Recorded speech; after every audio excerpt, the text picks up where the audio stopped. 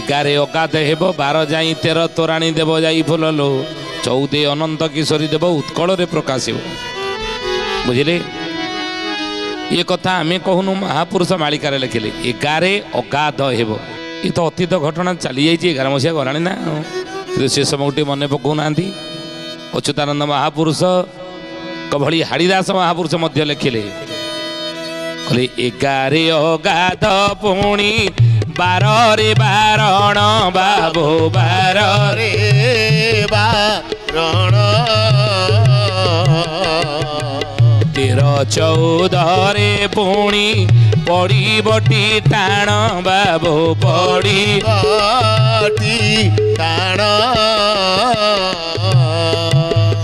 11 अगाध जे 12 रे बारण 11 रे अगाध जे 12 रे बारण 13 14 रे पुणी पड़ी बटी टाण से पड़ी नथला कि 11 अगाध होइथला चारिआडे आपण देखिबे प्राकृतिक विपर्य मान से जोर चली 12 मसीह प्राकृतिक विपर्य मध्य जोर होता 12 जाई 13 तोराणी देव 14 अनंत किशोरी देव उत्कल प्रकाशित अनंत किशोरी 14 उत्कल प्रकाशित हेबे बोली महापुरुष मालिका लिखिले तो से तो महापुरुष कहले 13 14 पुणी पड़ब टीजा टाण 13 14 मसीह टाण पड़ कहले कौन कहले हेब हेब बोली सर्वे कहूथिबे जन हेब हेब बोली सर्वे कहूथिबे जन सुन सुन चारि एक हिसाब सगन सुरा सुर गो ए सुरा सुर गो बाबा बाबा मातार प्रचार गो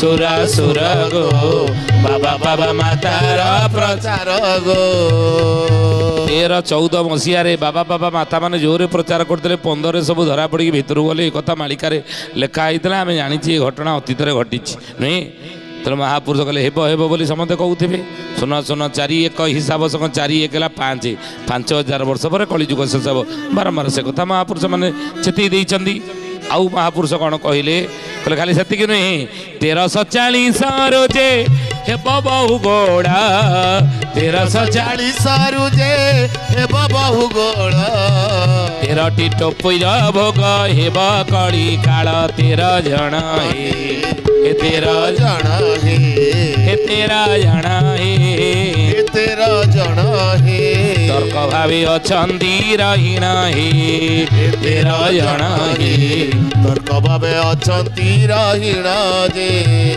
1340 रोजे हेब बहुगोल 13टी टोपीर भोग हेब काले काल देखु ना प्रथम प्रधानमंत्री जवाहरलाल नेहरू 2 लाल बहादुर शास्त्री 3 इंदिरा गांधी 4 मोरारजी देसाई 5 चौधरी चरण Singh 6 Rajiv Gandhi 7 VP Singh 8 Indra Kumar Gujral 9 Chandrashekhar 10 Narasimha Rao 11 Atal Bihari Vajpayee 12 H D Deve Gowda 13 Manmohan Singh टोपी वाला तो सी भी मालिका लिखले 13टी टोपीर भोग हेब कली काल 13 जन हे तर्क भावी अछंती रहीण जी कथा महापुरुष मालिका लिखिछन बुझिले तेणु से कथा को महापुरुष आउरी मध्य कहले कहले सेतेबेले कौन हम ना रते साल तसनेय 3 सुना 2 रते साल तसनेय 3 सुना 2 प्रकाश लीलार कला परम हंस ईशड़ी आबगो ईशड़ी आबगो ईशड़ी आबगो ईशड़ी आबगो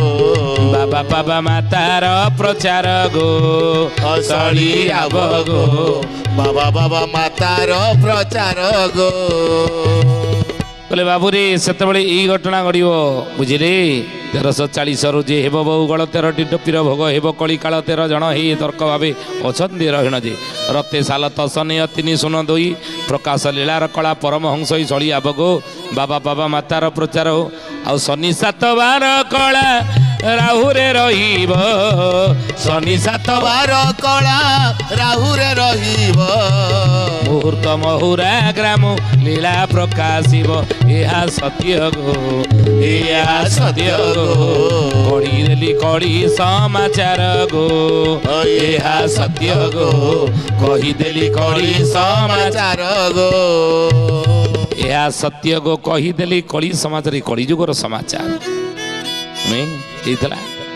बोलिए महापुरुष अच्युतानंद जी की ଜ୍ଞାନୀ ଗୁଣୀ ମଣ୍ଡଳୀ ସୁଥି ଜାନି ଯେ 13ରେ 14ରେ ପୁଣି ପଡ଼ିବଟି ଟାଣ ଆଉ 15ରେ ଉତ୍ତପାତ ରଣଗୋଳ ହେବ ବାବୁର ରଣଗୋଳ ହେବ 17 ଠାରୁ ସମସ୍ତ ନିର୍ମଳ ହୋଇବ ବାବୁ ନିର୍ମଳ ହୋଇବ। ଅନେକ ଆମକୁ ପ୍ରଶ୍ନ କରନ୍ତି ଆପଣ କହୁଛନ୍ତି ଏକବିଂଶ ଶତାବ୍ଦୀ ଉଜ୍ଜଳ ଭବିଷ୍ୟତ ଯୁଗ ପରିବର୍ତ୍ତନ ହେବ। ବେଦମୂର୍ତ୍ତି ତପନିଷ୍ଠ ପଣ୍ଡିତ ଶ୍ରୀରାମ ଶର୍ମା ଆଚାର୍ଯ୍ୟ ମୋ ଗୁରୁଦେବ ତାଙ୍କର ମହାକାଳଙ୍କ ଯୁଗ ପ୍ରତ୍ୟାବର୍ତ୍ତନ ପ୍ରକ୍ରିୟା ବୋଲି ଗୋଟେ ବହି ଲେଖିଛନ୍ତି। ଏଥିରେ ଲେଖା ଅଛି କିନ୍ତୁ କାହିଁ ଯୁଗ ତ ପରିବର୍ତ୍ତନ କେଉଁଠି ଦେଖାଯାଉନାହିଁ। ପରିବର୍ତ୍ତନ ଲେଶ ମାତ୍ର ଜଣାପଡ଼ୁନାହିଁ। ଅନ୍ୟାୟ ଅନୀତି ଦୁର୍ନୀତି ଦୁରାଚାର ବ୍ୟଭିଚାର ହତ୍ୟା ଲୁଣ୍ଠନ ପରଶରଣ ଆଉ ଯୁଗରେ ବି ବଢ଼ୁଛି। ପରିବର୍ତ୍ତନ କାହିଁ କେଉଁଠି ତ ଦେଖାଉନି। ଓ ରୋଗଟା ହେବା ପାଇଁ କ'ଣ ଗୋଟିଏ ଦିନ ଲାଗିଥିଲା ନା? ରୋଗଟା ହେବା ପାଇଁ ଯେତିକି ଦିନ ସମୟ ଲାଗିଛି। ଜଣକୁ ଜ୍ୱର ହେଇଛି, ସେ ଜ୍ୱରଟା କ'ଣ ସାଙ୍ଗେ ସାଙ୍ଗେ ହେଇଗଲା ନା? ଆଉ 3-4 ଦିନ ପାଣିରେ ଗାଧେଇଦେବ ଆଉ ବିଭିନ୍ନ ପ୍ରକାର ନୀତି ନିୟମ ଉଲ୍ଲଂଘନ କରିଦେବ। ତା ଧୀରେ ଧୀରେ ଧୀରେ ଭିତରେ ବଢ଼ି ବଢ଼ି ବଢ଼ି ବଢ଼ି ବାହାରେ ପ୍ରକାଶିତ ହେଲା, ଟେମ୍ପରେଚର ପଡ଼ିଲା ଜ୍ୱର। ସେଇଭଳି କେଉଁଠି କ'ଣ ଗୋଟେ ରୋଗ ହେଇଥିବ, ସେ ବାହାରେ ଦେଖାଦେବ କିଛି ଦିନ ପରେ ନା। ଆଉ ରୋଗଟା ହେବା ପାଇଁ ଯେତିକି ସମୟ ଲାଗିଛି ସେ ପୁଣି କ'ଣ ନା କମିବା ପାଇଁ ମଧ୍ୟ ସେତିକି ଦିନ ସମୟ ଲାଗିବ। ସାଙ୍ଗେ ସାଙ୍ଗେ ମେଡ଼ିସିନ ଖାଇଲେ କ'ଣ ଭଲ ହେଇଯିବ ନା? ତେଣୁ ଏଇଭଳି ଖରାପ ସମୟ ହେବା ପାଇଁ ଯେତିକି ଦିନ ସମୟ ଲାଗିଛି ମଣିଷର ପ୍ରବୃତ୍ତି ପ୍ରକୃତି ଅସୁର ତୁଲ୍ୟ ଆଜି ହେଇଛି। ଆଉ ଏ ଅସୁର ତୁଲ୍ୟ ହେବା ପାଇଁ ଅସୁର ଭଳିଆ ହେବା ପାଇଁ ଯେତିକି ଦିନ ସମୟ ଲାଗିଛି। ଜଣେ ମିଛ ପ୍ରଥମେ ଗୋଟିଏ କହିଲା, ସେ ପ୍ରଥମେ ଯେତେବେଳେ ଜଣେ ମିଛ କହିବ ସେ କହିବା ପାଇଁ ଟିକେ ଡରିଥିବ। ମୁଁ ଗୋଟେ ଭୁଲ କଥା କହିବା ପାଇଁ ମିଛ କହିବା ପାଇଁ ପାପ କରିବା ପାଇଁ ପ୍ରଥମେ ଜଣେ ଡରିଥିବ ନା। ଆଉ ତା ବିବେକ ତାକୁ ବାଧା ନାହିଁ, ନାହିଁ ଏଇଟା ଭୁଲ କାମ, ଏଇଟା ପାପ, ଏଇଟା ଅସତ୍ୟ, ମୁଁ କହିବି ନାହିଁ। କିନ୍ତୁ ଯଦି ଥରେ ସେ କରିଦେଲା, ସେ ଭୁଲଟା କରିଦେଲା, ମିଛଟା କହିଦେଲା, ତାହେଲେ ଧୀରେ ଧୀରେ ଅଭ୍ୟାସରେ ପରିଣତ ହେଇଯିବ। ବିନା ବିଚାର କରି ବିନା ସଂକୋଚରେ ଧର ଜଣେ ଯେତେବେଳେ ମିଛ କହିବ ତାର ପ୍ରବୃତ୍ତି ସ୍ୱଭାବରେ ପରିଣତ ହେଇଯାଏ। ତେଣୁ ହେବା ପାଇଁ ଯେତିକି ଦିନ ସମୟ ଲାଗିଛି ରୋଗ ବା ମଣିଷ ଯେ ଖରାପ ହେବା ପାଇଁ ଯେତିକି ସମୟ ଲାଗିଛି ଭଲ ହେବା ପାଇଁ ସେତିକି ସମୟ ଲାଗିବ।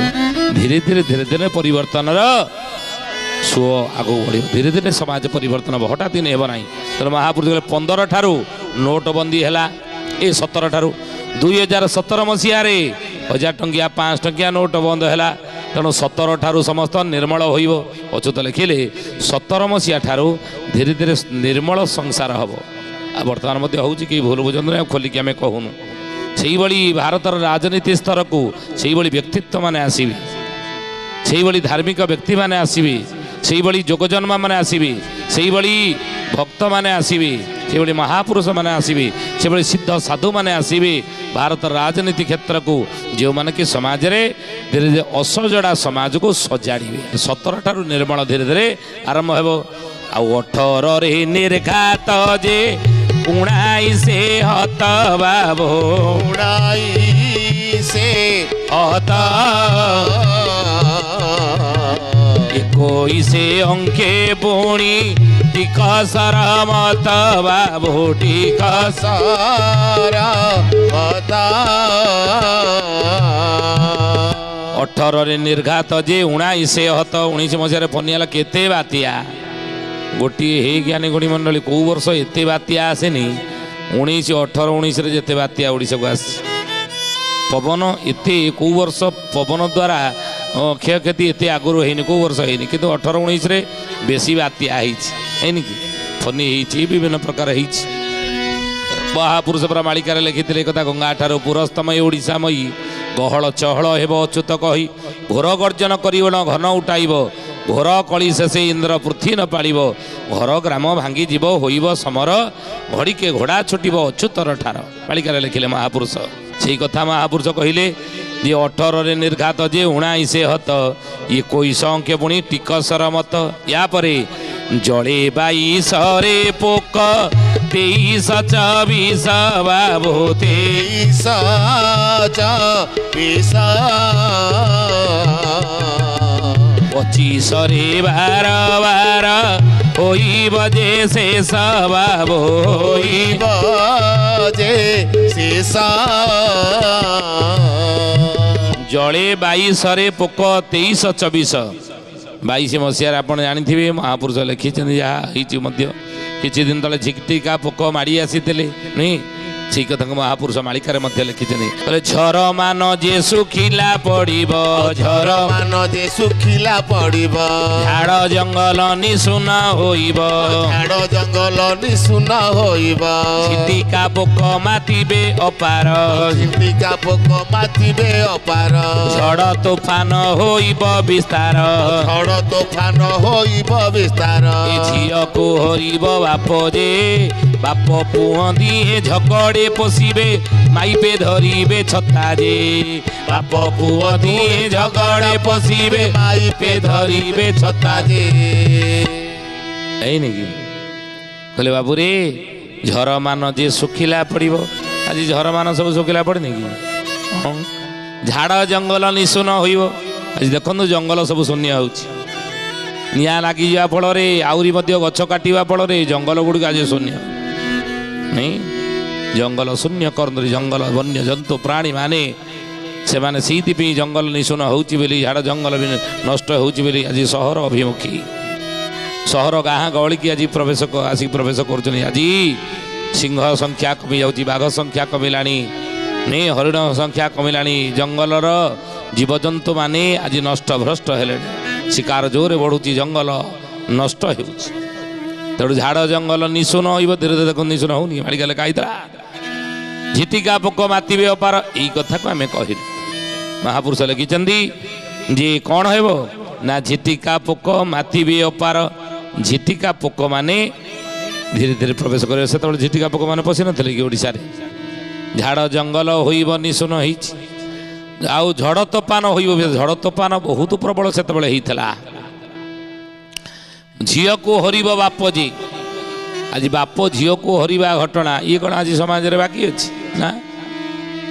ଝିଅ ବାପର ସମ୍ପର୍କ ଯେଉଁ ପବିତ୍ର ସମ୍ପର୍କ ଆଜି କଳୁଷିତ ହେବ ବୋଲି ମହାପୁରୁଷ ମାଳିକା ଲେଖିଥିଲା ଯେ ହେଇଛି ବୋଲି। ମହାପୁରୁଷ ଅଚ୍ୟୁତାନନ୍ଦ ଜି କି ଗୁଣି ମଣ୍ଡଳୀ ସୁଥିଜାନି। ଅଠରେ ନିର୍ଗାତ ଯେ ଉଣାଇ ସେ ହତ, 21 ଅଙ୍କ ପୁଣି ଟିକସର ମତ, ଜଳେ 22ରେ ପୋକ, 23 24 ପୋକ, ଝିଟିକା ପୋକ ମାଡ଼ି ଆସିଥିଲେ, 25ରେ 12 ହୋଇବ ଯେ ଶେଷ।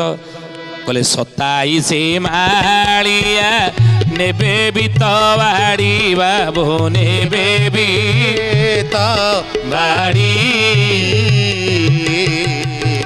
28 ଅଠା କାଠି ହେବ ତଳପତି, ବାବୁ ହେବ ତଳପତି। 27 ମାହାଳିଆ ନେବେ ବିତ ବାଡ଼ି, 28 ଅଠା କାଠି ହେବ ତଳ ବଡ଼ି, ବୁଝିଲେ?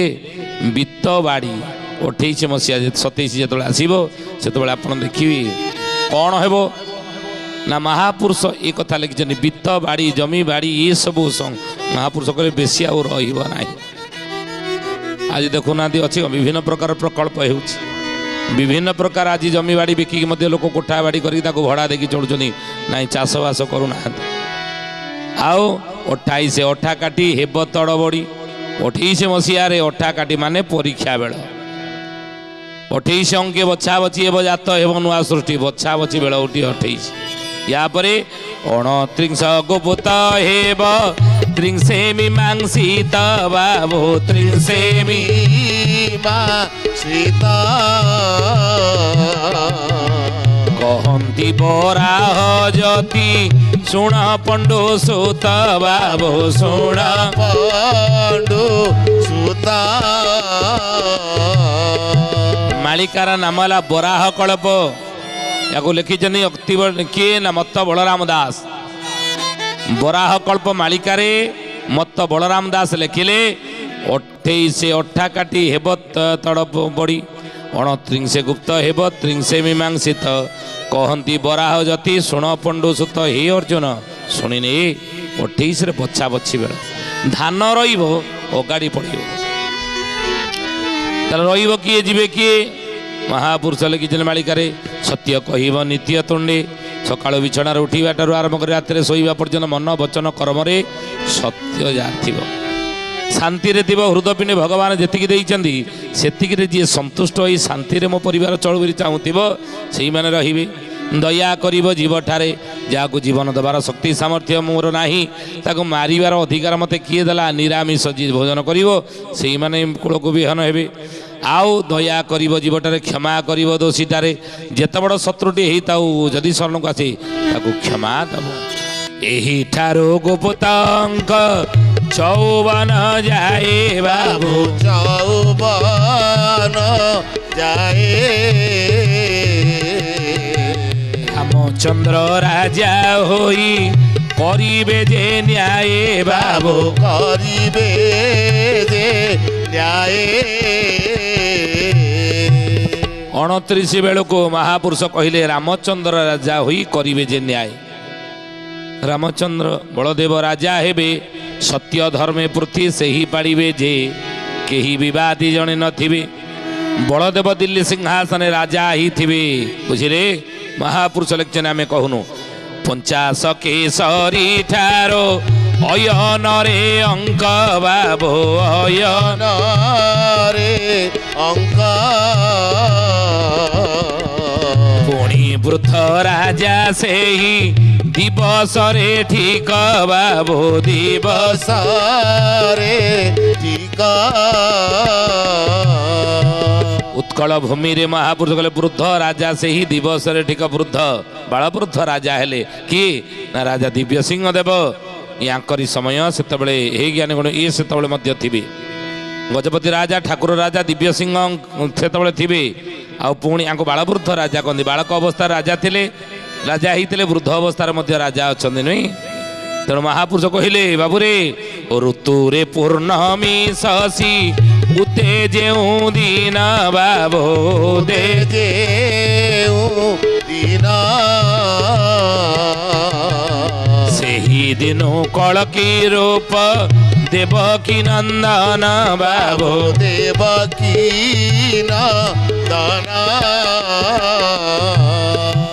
ଓ ଋତୁରେ ପୂର୍ଣ୍ଣମୀ ଶଶୀ ଉତେ ଯେଉଁ ଦିନ, ଅମାବାସ୍ୟା ଦିନ, ଆପଣ ଯେଉଁଦିନ ଚନ୍ଦ୍ରକୁ ଦେଖିବେ ଆକାଶରେ, ସମୟ ଆସିବ, ସମୟ ଆସିବ ଅମାବାସ୍ୟା ଦିନ ଚନ୍ଦ୍ରକୁ ଦେଖିବ। ଅମାବାସ୍ୟା ଦିନ ଚନ୍ଦ୍ର ଦେଖା ଦିଅନ୍ତି ନାହିଁ, କିନ୍ତୁ ସେହି ସମୟରେ ପୂର୍ଣ୍ଣ ମହାପୁରୁଷ କହିଲେ ଚନ୍ଦ୍ରକୁ ଆପଣମାନେ ଦେଖିବେ ଅମାବାସ୍ୟା ଦିନ। ଆଉ ସେହି ଦିନ କଳ୍କି ରୂପ ଦେବକୀ ନନ୍ଦନ, ସେହି ଦିନ କଳ୍କି ରୂପ ଭଗବାନ ଯେଉଁ ହେଇଥିବେ ଆତ୍ମ ପ୍ରକାଶିତ ହେବେ। ଅନେକ ଭକ୍ତମାନେ ତାଙ୍କୁ ଜାଣିବେ, ଚିହ୍ନିବେ, ତାଙ୍କୁ ଠାବ କରିବେ ବୋଲି ମହାପୁରୁଷ ମାଳିକାରେ ଲେଖିଛନ୍ତି। କୁସୁମର ଧାମ ତିଥି ମଧ୍ୟେ ମୋର ବାସ ବାବୁ, ମଧ୍ୟେ ମୋର ବାସ। ସେହି ନଦୀ ତୀରେ ଲୋହି ହୋଇବୁ ପ୍ରକାଶ ବାବୁ, ହୋଇବୁ ପ୍ରକାଶ। ବେନିଗୋଟି ନଦୀ ମଧ୍ୟ ଅନନ୍ତ ଯେ ବଟ, ସୁଭଦ୍ରା ନଦୀ ନିକଟ ହେବି ମୁଁ ପ୍ରକଟ। ପ୍ରଭୁ କୋଉଠି ପ୍ରକଟ ହେବେ? ଏଇ ସୁଭଦ୍ରା ନଦୀ ନିକଟରେ ପ୍ରକଟ ହେବେ। ଦୁଇଟି ନଦୀର ମଧ୍ୟରେ ଅନନ୍ତ ବଟ ଥିବ, ବୁଝିଲେ। ଏସବୁ 11ରୁ 29 ପର୍ଯ୍ୟନ୍ତ ଘଟଣା ବଢ଼ି